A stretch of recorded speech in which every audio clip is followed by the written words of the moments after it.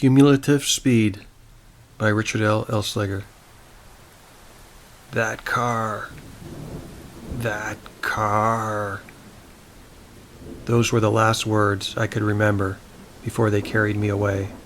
It was earlier today that my place of employment gave me notice of a life change, effective immediately. They gave me a promotion, a substantial elevation in status along with a significant pay raise, but it was also today that my life took a drastic and most unfavorable turn in the wrong direction. If I could wind back time, I would, but that luxury exists only in a dream world, and I unwittingly exchanged any dream world I might have had for that of a nightmare. I left work early to celebrate such a monumental adjustment in status. I caught the local bus, the one that carted me to and from work for the last 3 years, and at 25 years of age, I was done with the public commute. I intended to exchange bus fare for a set of wheels, my wheels. I wanted that driver experience again, having enjoyed a car for a brief stretch of time in my early 20s until the engine blew up. It had been some time since I sat behind the wheel, but I always renewed my driver's license in anticipation of a change in circumstances. One thing I learned early on in this life is that change is a constant, and as the Stoics once said, change is nature's delight. I might supplement that it wasn't always our delight, speaking for humanity on that point. I fully intended to dip my hand back into the stream of commerce and enjoy some freedom on the open road, an upgrade to my otherwise pedestrian existence.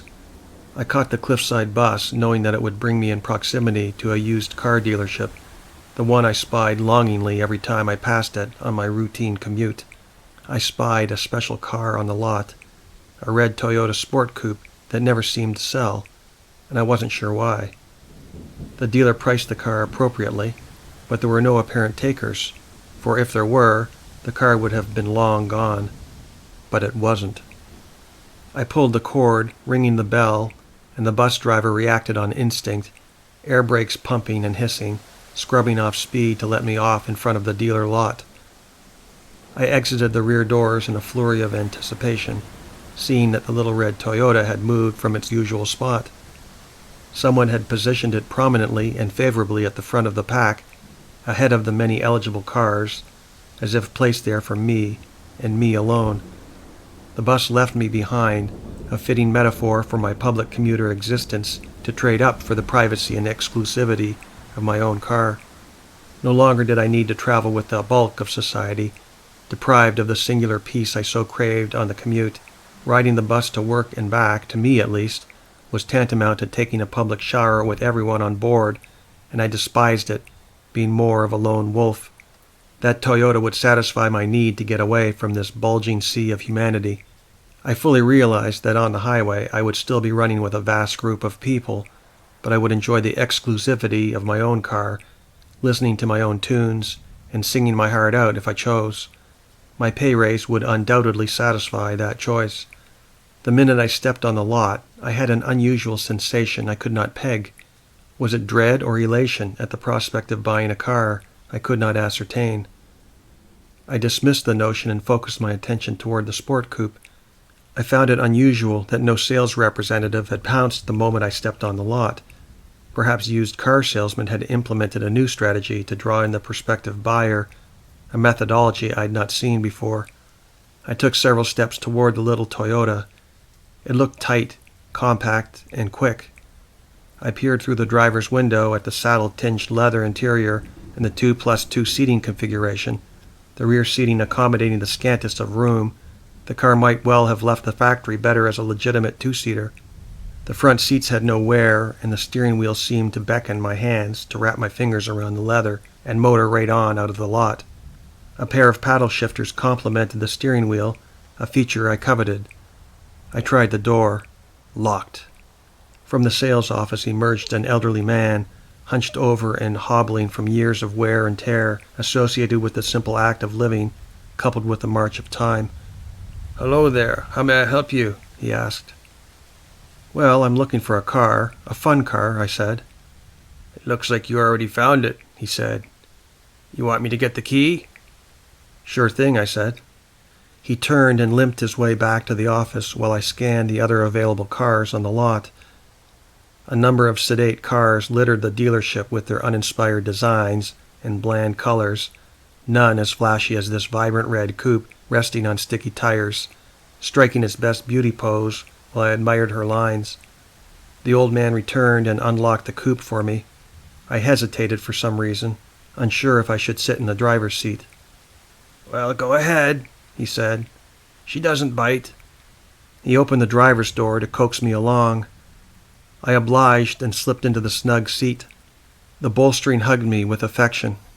My hands went instinctively to the 9 and 3 position, and my mind wandered to fanciful excursions on the open road behind the wheel.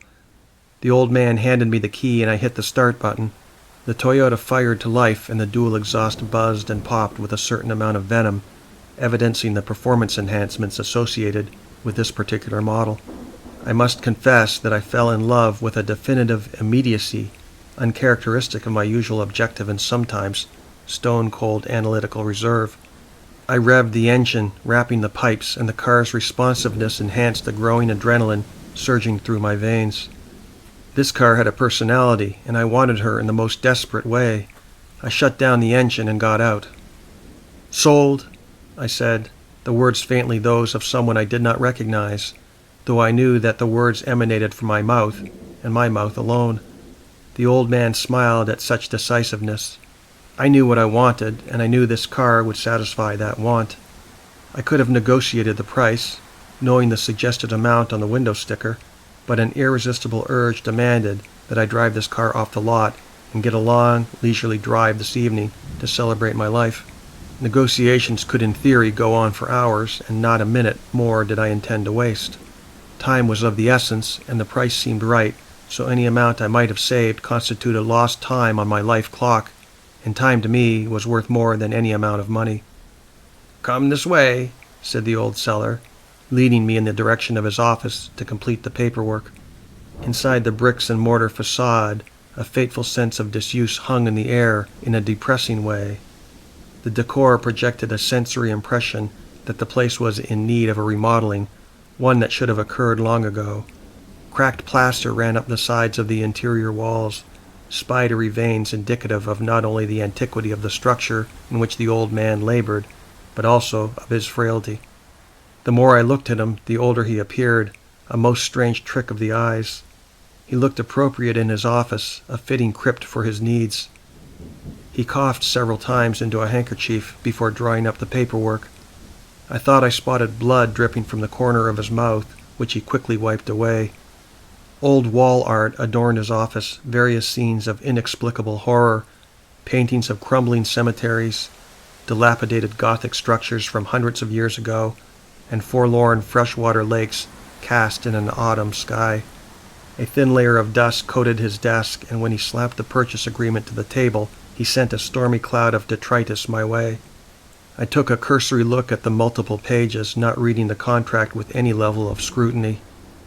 He passed me a red ink pen, and I signed the last page without reservation, tossing the contract back at him with gusto, stirring up more dust and sending a cloud his way. He coughed, then smiled. "So how are you planning to pay?" he asked. "I can wire you a transfer of money right now if that'll work." "That will work," he nodded. I made the call to my bank.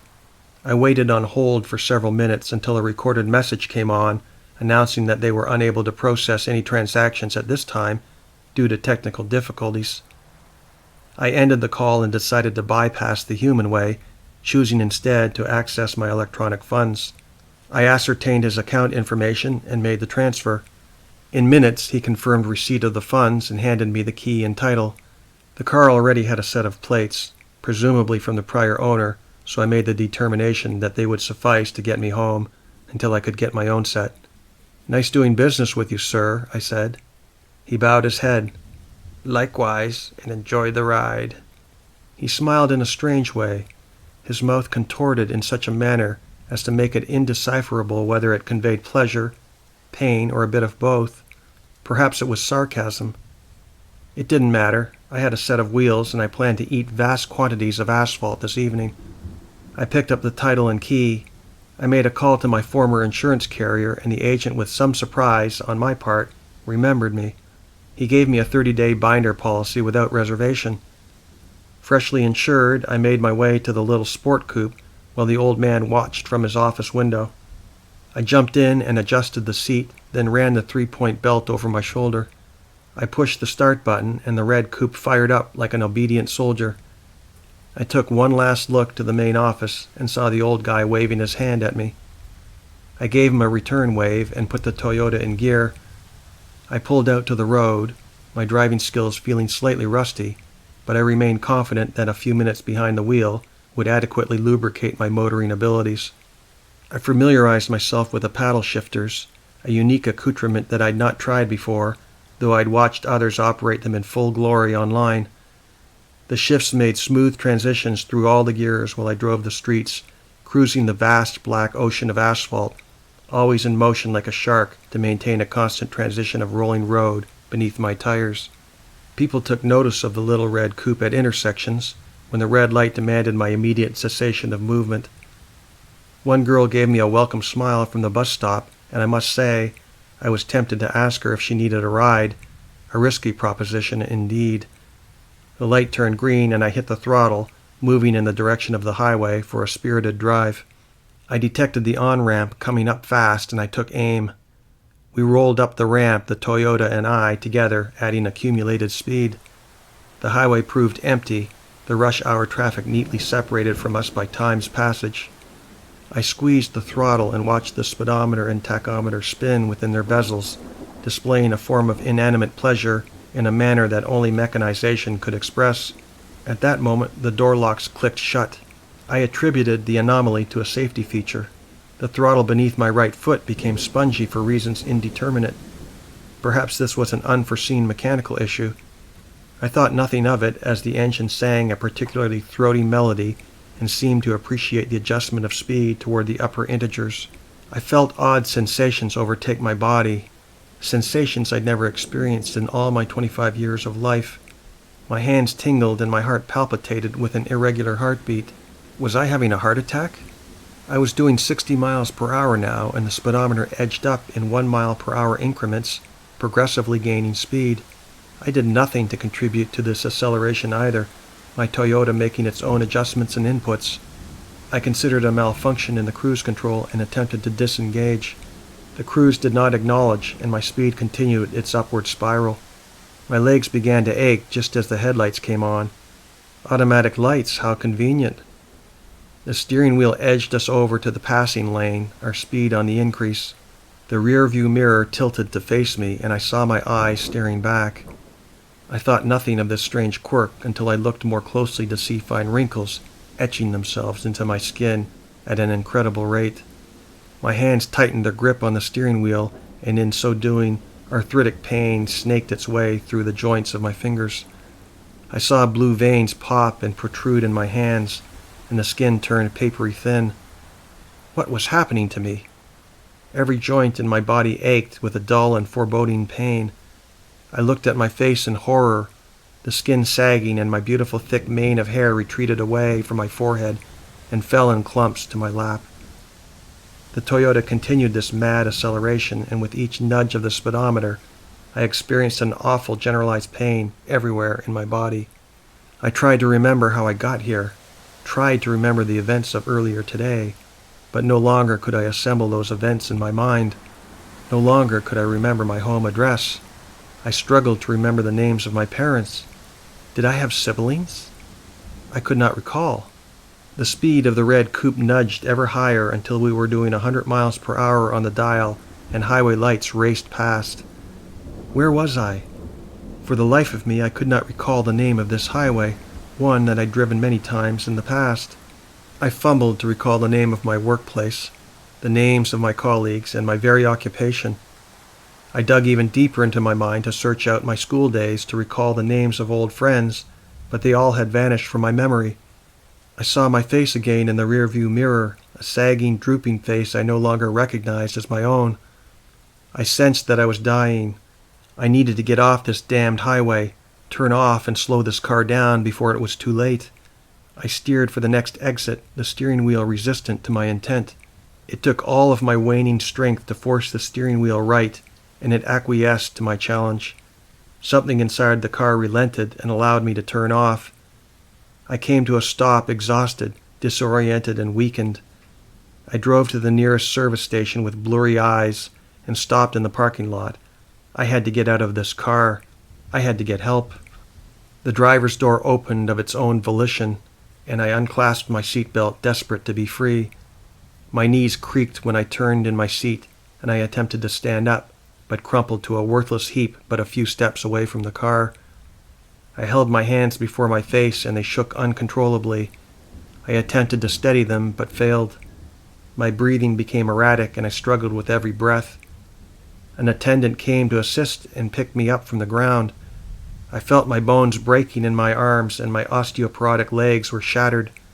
I shrieked, and he let me back down to the ground, where I lay on my side. "You're a little old to be away from the nursing home," he said. "Pardon?" I said, unable to hear his voice, but for a muffled echo. "I'll call an ambulance for you, old man." "You don't understand," I said. That car. That car." "That car?" said the attendant. "That's a kid's car, Grandpa. Don't worry, we'll return that car to its proper owner. Maybe it's your son's car. Everything's going to be fine. You just sit there and stay calm." An ambulance arrived in time. I no longer knew how long I'd been here. I couldn't tell you my age or even my own name.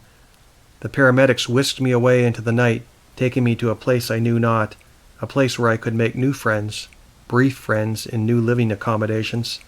Yes, I was about to start a whole new life, a new but transitory existence confined to a bed, surrounded by strangers. Oh, how I long for my youth, my misspent youth of yesterday.